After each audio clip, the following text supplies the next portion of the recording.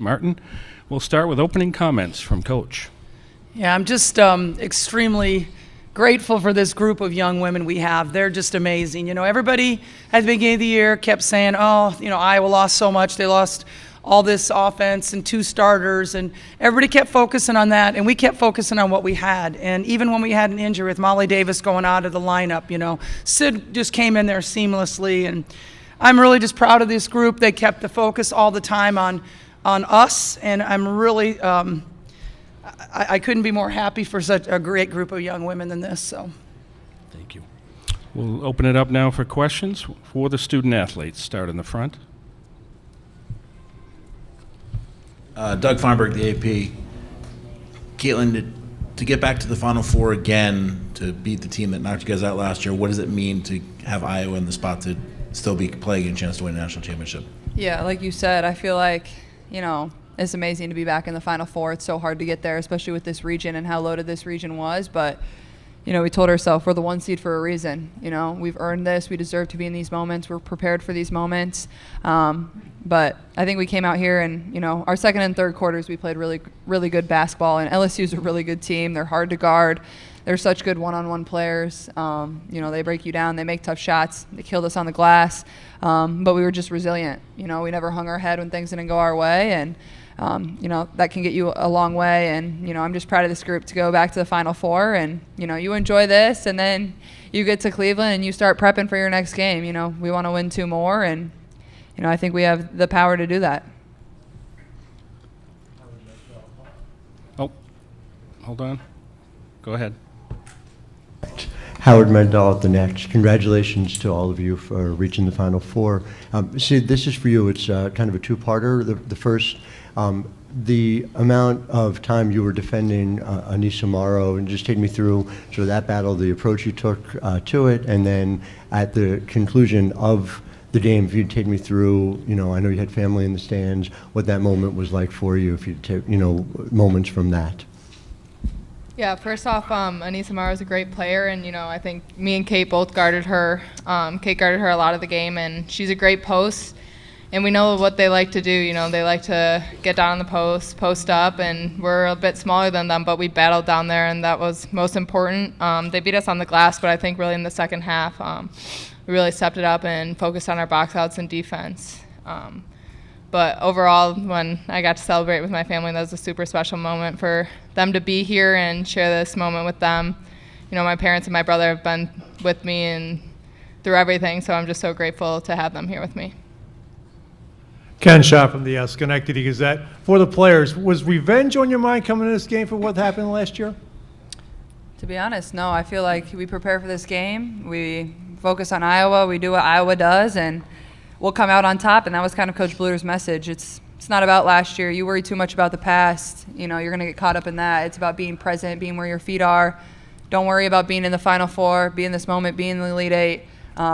You know, enjoy that and soak that in, and, you know, that's what's going to allow you to win 40 minutes, and that's exactly what we did. And, you know, I thought we just played a really good basketball game. When they went on their runs, we always had an answer, and that's all you can ask of your team. Nancy Armour. Yes, go ahead. Go ahead, Nancy. Nancy Armour, USA Today Sport. For Caitlyn and Kate, how much you've been there before? So how much more incentive is it to take the step that you didn't, you know, that you came up 1 step short last year? Yeah, I think that's obviously our goal. That's where we want to be, but you got to win 1 at a time. There's still 2 more there to get, and that's what makes the Final Four so fun. And, you know, anybody can take it, anybody can win it, and I mean, yes, we want to win the national title. That's probably what 100 other Division I basketball teams said when they started their season. And there's only 1 team of 360 that get to end their season happy. And to me, that's what makes this sport so fun. You know, a lot of people end disappointed. And, you know, being so close last year, I think that's what just drives you. But I know our group has given everything we got. And, you know, at the end of the day, you win, you lose. I feel like our group has given so much to this game and to this program that you can always hold your head high. But I think at the same time, that's the reason we have been able to play such good basketball is we don't want this to end, and we want to keep coming back and working hard with each other and fighting for 1 more week and, you know, extend it as long as you possibly can, I guess. Chantel Jennings with The Athletic. Caitlyn, after your freshman year, the loss to UConn, you said something in the press conference then about, like, you know, I wanted to get to a Final Four. I didn't say it was going to be my freshman year. Thinking back then, like, what was missing in you and that team to make that step, and what is it that you guys have now that you were able to do it twice? Honestly, like, I feel like, well, first of all, we were a young team. We had no experience playing with a young point guard. Like, I was a freshman, and I think the biggest thing has just been, like, my maturity and being able to move on from things when it doesn't go my way. And I feel like that's what I'm the most proud of over the course of these last 2 games, just being calm, cool, collected, and dialed into what we need to do. I'm not worried about what the other team's doing. I'm not worried about what call the ref is making. I'm worried about what Iowa needs. And you know, when I'm able to do that, I feel like that helps my teammates a lot, and I feel like that's the biggest way that I've grown over the course of the last 2 years. I'm not sure I really even did that my sophomore year, and, you know, I've always had the basketball skill. It's just been my mind and, you know, making my mind better, and, you know, lucky enough I've had really good teammates that have held me accountable and, you know, also been my biggest fans and been there to support me, you know, the entire way. Jeff Linder, Cedar Rapids Gazette. Caitlyn, you had a kind of a no-lose proposition here. Either you were going to go to Cleveland for the Final Four, or you're going to try out for the Olympic team. Just how, you know, how much greater is this than that would have been? Yeah, that's tough. I mean, obviously, like, the Olympics are always your dream, but to be here with this team and to be able to do what we've done and to extend that out another week is all I could have really asked. That's all I wanted, is to win this game tonight and be going back to Cleveland with, you know, the people I love and get to play for Iowa. That's across my chest every single time. So for me, it was like a win-win, I guess. I mean, I don't know. But more than anything, like, my focus is 100% on making Iowa really good and not really too focused on all that other stuff. I know that'll be there when, you know, my career ends, and hopefully that's with a win. Right here. Hi, M. Adler from The Next. Caitlyn, your question. Were you surprised that Flaujae, you know, you didn't get more reps against her, her defending you? It seemed like her length was a little bit of an issue in the later in the game.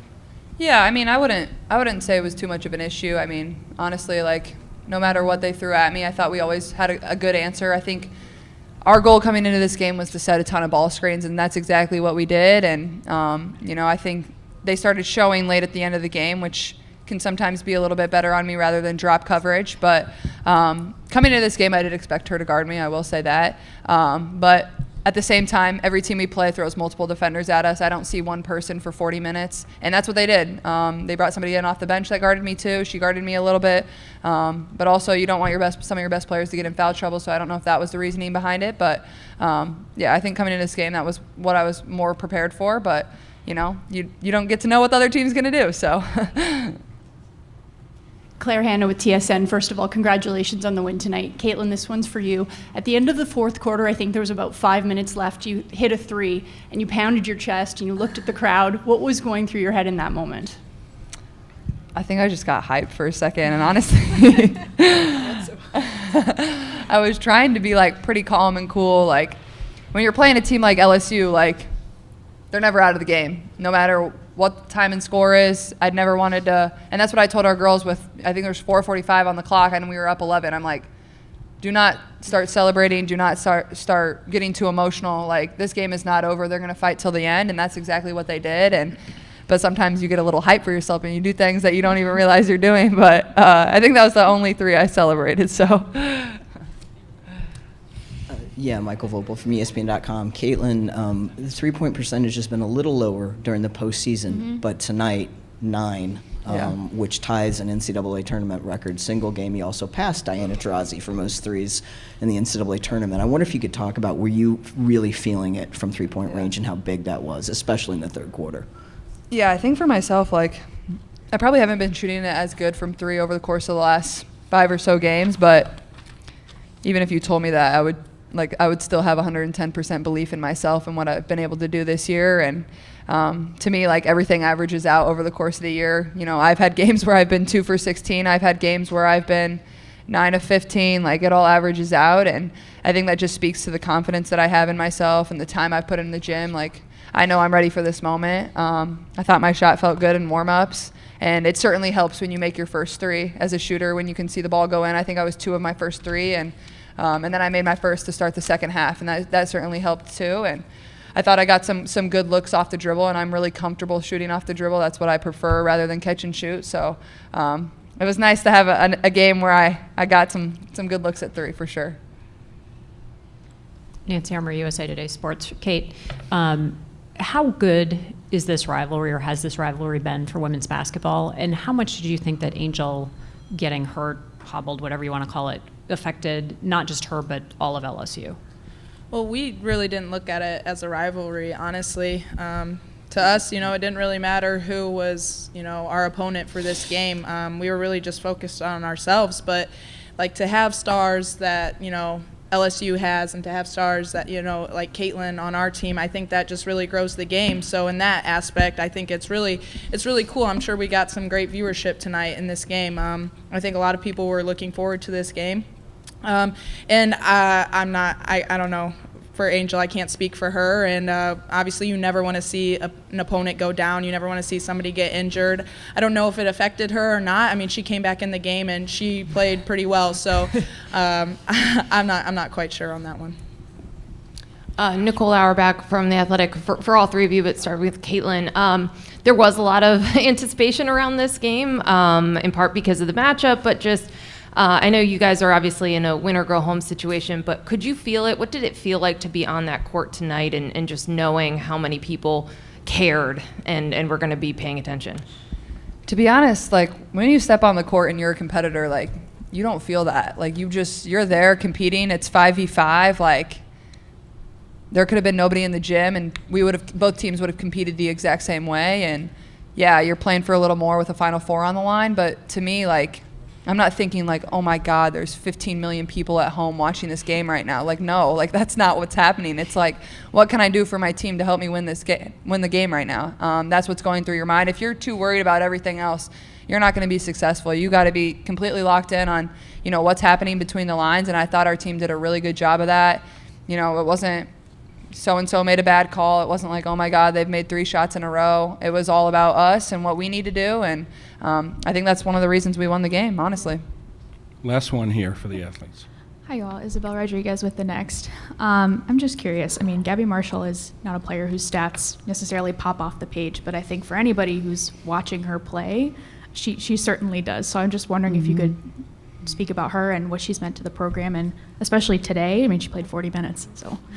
Yeah, I mean, looking at Gabby, and nothing pops off the page, but besides, she never got a sub the entire game, and she is working her tail off on defense constantly. So, I mean, if she was tired, we never knew it, and that's pretty impressive. And so, I mean, Gabby, she's going to catch fire. 1 for 3. She didn't get too many opportunities from 3 tonight, but, I mean, we believe in her full confidence, 100%. She's an amazing shooter, and every single person on our team would say that. And so, she's probably mad that she shot 33% from the field, but, I mean, we know we're going to need her in later games, and I'm really proud of the way how she never gives up on the defensive end, even if her, she's not getting all the scoring or all the, glory on the offensive end. So she's meant the world to this team, and she's one of the reasons why we are back to the Final Four again this year.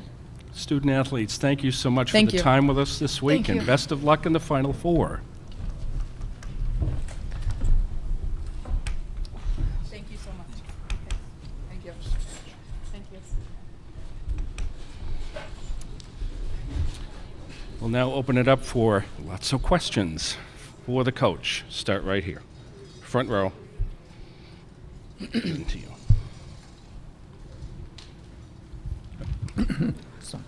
Michael Oss, Cedar Rapids Gazette. Lisa, if you would, describe what your defensive strategy was coming into this game and how the players executed it. Actually, we thought we would be playing a whole lot more zone than we did. We started out in zone. It was good for the first couple of minutes. They had to call a timeout. And then we tried trapping in our zone, and that really wasn't working. And after that, we went to our player-to-player defense, and I was so impressed with how hard our players worked in there, especially in the paint. It was, they're a hard group to defend in the paint when you have both Angel and Morrow in there. It's a lot to guard in the paint. Go ahead. Go ahead over here. Sam Ohaj with WVFI Quail. The third quarter, you guys were able to pull away. What defensive adjustments were made in the locker room at half that led to the great defensive showing we saw in the third quarter? You know, there wasn't a lot of adjustments that we made. We just talked about how we needed to box out, and we didn't really do that, as you can tell here. But it's ironic they had 23 rebounds and only 14 second chance points. That's a really low number for 23. But a lot of it was kind of like, you know, just kind of bouncing it off the backboard a couple times to yourself almost. You know, I think when we came out, the game's tied, we come out, Caitlyn hits that deep three, and it just gave us a lot of momentum. It just, you know, and then we get a stop and then another score, and all of a sudden, you know, they have to call timeout after 2 minutes again. I just think we started the game and we started the third quarter with a punch, and that really helped us a lot, gave us a lot of confidence on the defensive end. Hey, Coach, Doug Feinberg, the AP. I asked you the other day if there are any more wow moments left from Caitlyn, and then she drops 41 and 12 today, and again the regional final. I think she did 41 last year also. Can you put in perspective what she did tonight for you guys to get you back to the Final Four? Yeah, I mean, Caitlyn, I feel like I've talked about her, like used every word imaginable to describe her. But I thought what she said today about her maturity has just grown so much over 4 years. I really saw that tonight. I mean, it could have been a highly emotional game. It could have been a lot of talking going on out there, just from what happened at the end of last year. And honestly, she put it aside. She put everything aside. And so I think her maturity, her communication with her teammates was really good tonight. I mean, she was in the huddle, really building others up, which I love when she does that because it means so much coming from her rather than me. But I mean, her distance shots were amazing tonight. Her logo threes were incredible. You know, I mean, how do you defend that, right? It's like, it is nearly impossible. And so that obviously gave us some great momentum. Lisa Howard, Matt Daltonetch, congratulations. Two things, if I could. The first on Caitlyn, she mentioned ball screens being a critical part of this, and you talked about we're going to find ways of getting her to the basket, which is not a thing against LSU that she did, but she did right away here tonight. How much of that is a schematic change? How much of that is just even her maturing and getting that much better again to the rim? Yeah, I was really happy in the first quarter. She got to the rim quite a bit and came off ball screens, and we really encouraged her to do that because we didn't want her to start out with the logo threes. We thought she could get to the rim, and we wanted the higher percentage shots to begin with. And so I was I'm pretty happy that she did that. And then I'm telling you, third quarter though, she came out with a different look in her eye, and I could tell her all I wanted to that time to get to the rim, and it wasn't going to happen. So, right here. Lisa, M. Adler from the Next. You know, between this game, the West Virginia game a couple of rounds ago, your team has had to really be incredibly physical and play sort of like above your height, especially in the paint defense. Has that been for you a big sort of learning point and growth from last year? You know, we've had to play that way all year. I mean, Addie O'Grady went in and played some good minutes tonight for us. She had 15 minutes, I think. She did a nice job in there when Hannah got into some foul trouble, but we've been undersized all year, and it's just the way it is. You can't do anything about it, and so don't gripe about it, right? Just go out there and play and use what you do have. Do you have speed? Do you have agility? Do you have hops? Use those things instead of focusing on, I wish I was 4 inches taller.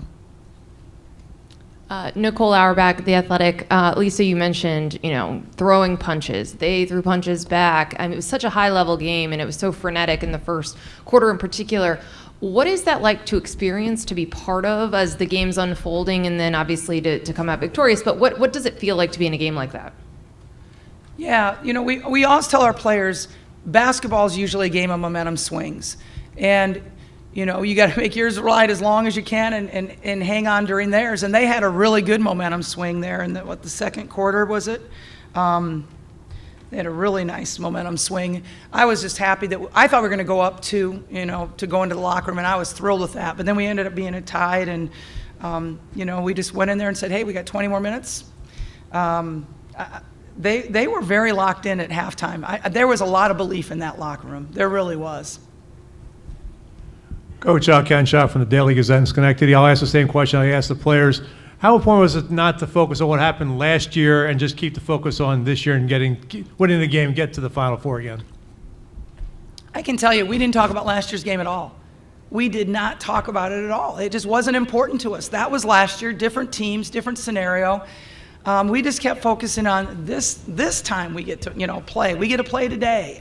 We focused on ourselves. And I know it sounds elementary and it's just what they said, but that's truly what we really believed. I mean, we were just focusing on ourselves and not focusing on LSU going into this game.